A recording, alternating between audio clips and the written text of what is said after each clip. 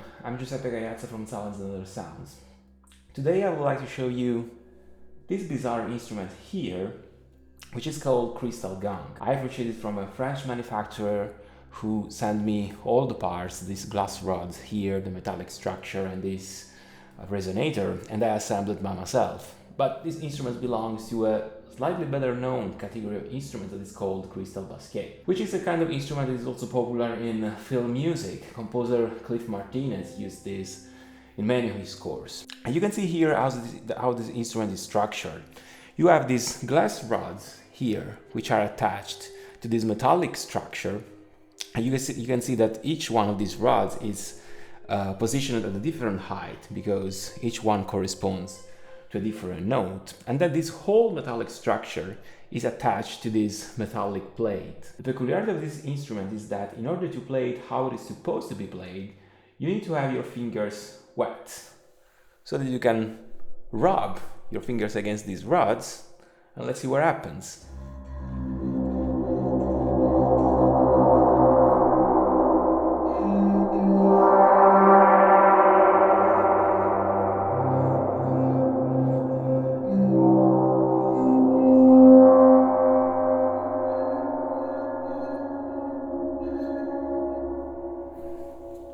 So as you can see, it's very sensitive to the movement of your fingers on this glass rod, and so it can produce all these sort of evocative sounds. I would define it something like an acoustic synthesizer. And I've sampled this Crystal Baschet, this small Crystal Baschet, for my latest library, Dojo. For those of you who don't know, Dojo is a scoring synthesizer that is composed of two different instruments. It's inspired to the principle of Japanese martial arts. So there is one instrument that is called Synth, that is more aggressive sounding. It's based on bass line and pulses, and it's supposed to be a sort of cue starter at your fingertips. And the other one is called the Synth, that is more mysterious and atmospheric. And among the many layers, keys, pads, textures, strings that you can find, there is also this one that I've played in the conventional way. However, as you can see, this is a sound designer dream because there are so many sounds that you can produce with this instrument. It can be used in a percussive way, it can be used to create sound effects. So I would like to show you how one can use something like this in the context of making music by both using the patch in Dojo that features the Crystal Baschet as playing some part straight in my audio interface, do more rhythmic and sound design based stuff. Stay with me. So as I said, I put together this very short cue, very simple. It features both sounds from the Synth in Dojo, which is the one that you see here, as other instruments from the Synth in Dojo as well, and some other stuff that I recorded straight from the Crystal Baschet to the audio interface in the DAW. There is also a small part, let's say a small, draft Kontakt instruments on which I'm working, that is basically a multi-sample version of the percussive, let's say, nature of the Crystal Baschet. So I'll play it for you.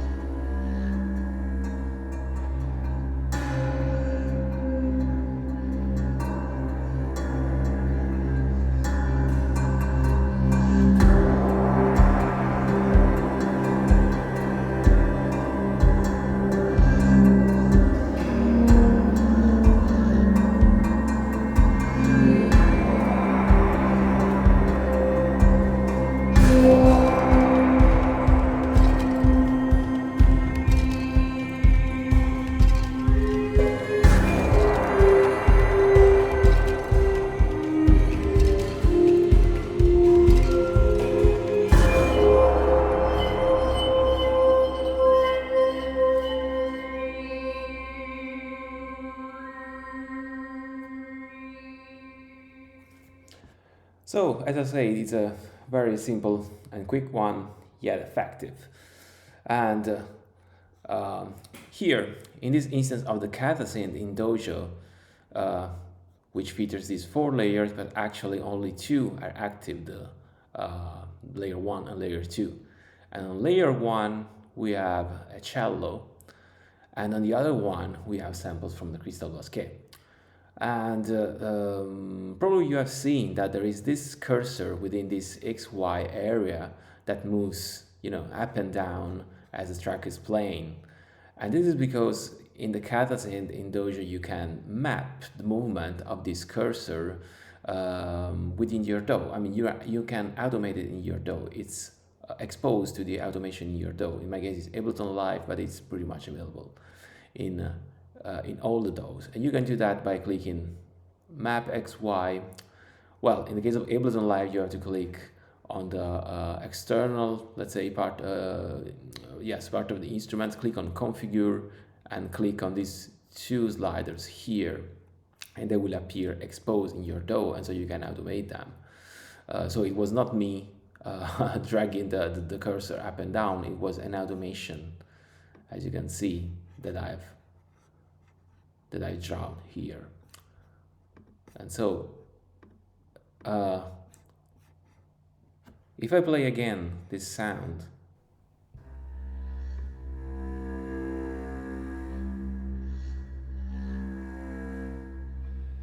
you can see that when I drag the cursor down, I can only hear the cello, and when I place it the other way around at the maximum values, I only hear the Crystal Baschet.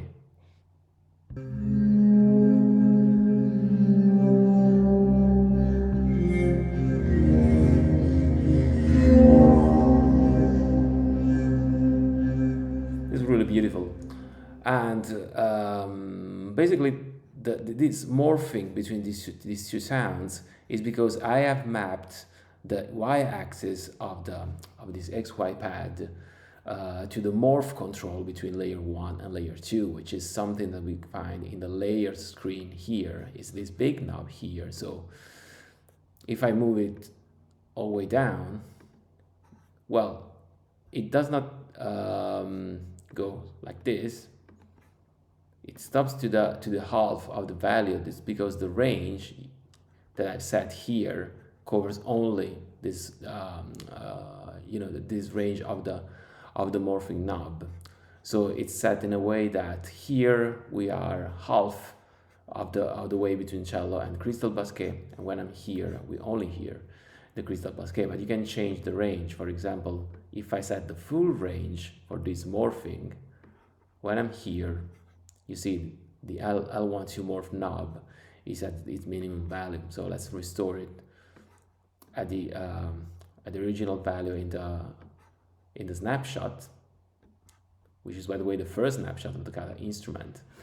And you can create this sort of seamless morph between two sounds that are somehow they have some peculiarities in the timbre and in the spectrogram, so to speak, that works really well when I apply the morph. But another thing that you can do, by the way, is that you can map a number of parameters to both the axes, so that you can control various parameters within the synth at once, just by dragging your cursor, or by automating it within your DAW, or by MIDI mapping. That is something that you can do either manually entering the number of the MIDI channel that corresponds to your hardware controller, or just by doing right click and choose the Learn MIDI CC automation. And other Crystal Baschet elements that I put here are these sounds. I just play them in solo.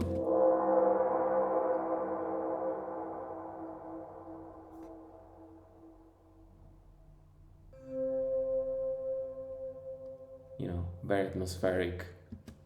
And also there is this small rhythmic layer of something like cymbals that, as you can see, it's recorded straight into the interface. So stuff like this.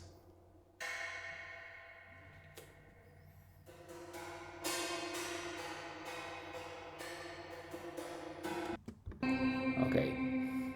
Probably you have spot also some voices and percussion from Omen.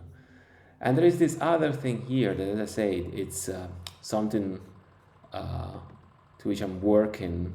It's basically a multi-sampled version of the percussion, let's say, that I created with the Crystal Baschet.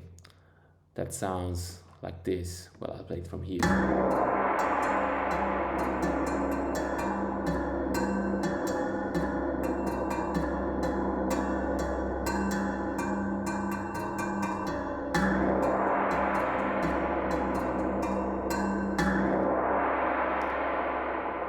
So far I've just sampled two of the glass rod used as a percussion instrument with multiple dynamic layer and with several round robins, and I like how it sounds, and this is something that I can say, the very first step of something new on which I'm working that will be based on this sort of, you know, a little bit more half rhythmic, half textural percussion. That's the only thing that I can tell you so far, but you will know more in the next videos. And so for the rest of the sounds, probably you have noticed also some synth parts, like this one, for example. Yeah, and this one is one of the patches in the committee synth that you can hear is very different from the kata synth. Let's say it's complementary to the kata synth, which is more atmospheric, whereas this one is more aggressive, more synth based. I won't spend many words about the committee synth. I already have several videos, both technical and sound walkthrough, on our YouTube channel. So if you are a little bit more curious about also how this synth works, you can just go straight to those videos and will find all the infos that you need. So guys, this was a very quick one. Hope that you have enjoyed the sounds and the experiments that I showed you with the Crystal Baschet. If you enjoyed the video, don't forget to subscribe, to hit the notification button on YouTube, and see you in the next video. Bye.